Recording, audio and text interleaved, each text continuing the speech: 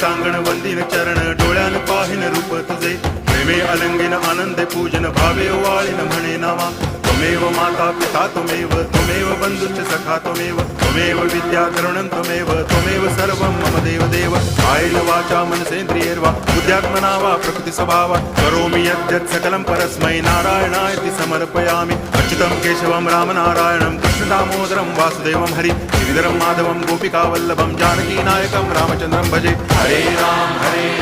Ram Ram Hare Hare Hare Krishna